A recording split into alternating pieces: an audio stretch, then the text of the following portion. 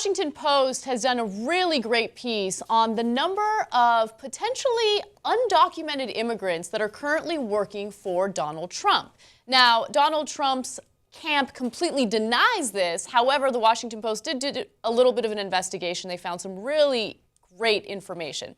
Now, Trump's construction company is currently building a luxury hotel very close to the White House in Washington, D.C. It should be finished with construction by early 2016. Now, all the reporters from the Washington Post did is go speak to some of those employees, and they found that a lot of them have either entered the country illegally but are now citizens, or are currently undocumented immigrants and didn't really want to speak out too much because they were worried about getting into some trouble. Now, the Trump company may be relying on some undocumented workers to finish the $200 million hotel, which will sit 5 blocks from the White House on Pennsylvania Avenue, according to the several who work there.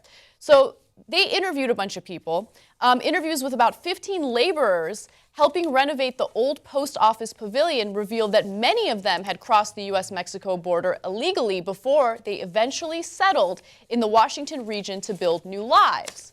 The majority of us are Hispanics, one of them said, many of who came illegally, and we're all here working very hard to build a better life for our families. Now, keep in mind, these are people that are not only working on his hotel, these are people who are risking their health, they're risking their lives in order to build this hotel because they're dealing with toxic chemicals, they're dealing with, hanging from, ceilings in order to construct windows and things like that. So they're basically saying, what's going on? You're saying that we're all drug dealers, rapists, and criminals. The reality is we're working really hard not only to build your hotel and make you a ton of money, but also to support our families. Trump has become this symbol of capitalism run amok, right? He sits there claiming to have billions of dollars. And does he actually make the buildings, build the building? No, right? He needs people to actually do that. Now, look, there's a different role for everybody. I don't need Trump to necessarily go out there and start hammering away, right? But all I need you to do is not to crush the people doing that for you, right? As you make a ton of money off of their sweat and labor and you ride off their back, the least we can ask of you is not to spit in their face and call them drug dealers and rapists. And so when they talk to these guys, they're like, look, man, like Anna said, we're sometimes risking our lives to do this. And one of the guys he's got 3 kids. He's got a house now in Maryland. He's become a U.S. citizen. He's like, look, I'm more American than you are. I'm trying to live the American dream here. I'm working hard. And this guy comes in like he's like Sir Topham Hatt, and he's like, oh, no, you rapist, what are you doing? And then, of course, when he gets caught, what's he going to do? Me? Oh, I had nothing to do with it.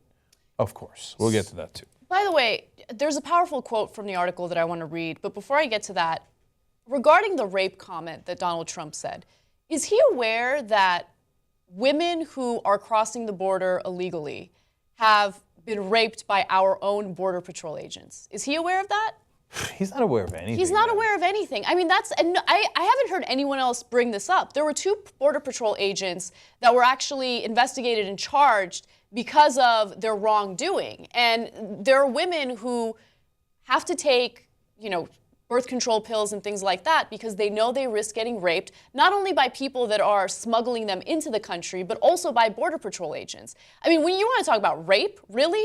I mean, it's disgusting to make a blanket statement about Mexican immigrants like that. And to Anna's point, unfortunately, a huge percentage of the women coming in have been raped, right? Yeah. And then you call all the people coming in rapists by, I mean, how much more can you insult people? And he doesn't even get that that's an insult. He's like, what? Of course, this is obvious. They're going to send us their worst. Well, even if you believe that, then why are you having the worst of the worst work on your buildings? I mean, are they going to do shoddy construction under your stupid logic, right? Are they going to do dangerous things? I mean, the guy is so reprehensible, and he doesn't even get it. He doesn't realize get it. All. I think he's genuinely surprised that people are mad at him. I think he's genuinely surprised, but also the crazy part about this is, staunch Republicans like it. They agree with him, and they're supporting him. He's skyrocketed in the Republican polls. He's now in 2nd place past all the governors and the senators running. Only Jeb Bush is ahead of him now. There's 16 people running for president on the Republican side. He's number 2, based on these comments. So the Washington Post spoke to Ramon Alvarez, who's one of the construction workers on site. And here's what he said. I loved his comment because it was very powerful. Do you think that when we're hanging out there from the 8th floor that we're raping or selling drugs, we're risking our lives and our health? A lot of the chemicals we deal with are toxic. So now here comes Trump's denials. Oh, me, responsible for my building? Of course not. So first of all, Hope Hicks jumps in from the Trump organization. Our contractors are required to have prospective employees produce documentation that establishes identity and employment eligibility in compliance with immigration law. So it's not us, it's the contractors. Is that what you're going to do when you're president? It wasn't me, it was my Secretary of Defense. I had no idea he started a war. Golly gee, how did that happen? Yeah. Oh, I bankrupted the country? It wasn't me. I contracted that out to my Secretary of Treasury. Right. Look, when you're running for president, anything that's in your platform is definitely available for criticism. So if that's part of your platform and undocumented immigrants is something that you want to attack and you want to tackle, then you better cross your T's and dot your I's and ensure that you are not employing undocumented immigrants. But of course he's not going to do that, because here's the reality of this country, right? Politicians love talking about, oh my God, there's 12 million undocumented immigrants in this country. We need to get rid of them. You know how disastrous that would be for our economy? Do you know how disastrous it would be for all of these companies that actually employ them? We've tried regulations that would basically hand out penalties to anyone who employs an undocumented immigrant. So all of these farmers who had been employing them decided to fire them, and they're looking for Americans to take their jobs, right? You know what happened? Americans wouldn't take their jobs. So the farmers had to petition to get rid of those laws. They were desperate. Yeah, it happened in some southern states, and all of a sudden they're like, did we say we're against undocumented immigrants? Maybe not so much. And Trump blames other businesses. He says, oh, they're being greedy and they're using undocumented workers. Well, that's what you're doing. So if you're such a genius businessman, don't you know what's happening in your own businesses? Aren't you responsible? If you claim credit for all your businesses, shouldn't you also get the discredit when it turns out you're part of the same greedy businessmen who are using those undocumented workers to make an extra buck? By the way, the part of the story that I'm so worried about is now they're going to fire some of the guys there who are undocumented. You know they're going to. And it's just so freaking sad, man. I don't blame the Washington Post. They did a good job in doing investigative reporting. They got to do that. You know the company who's the contractor here has to cover their ass so that Trump doesn't fire them.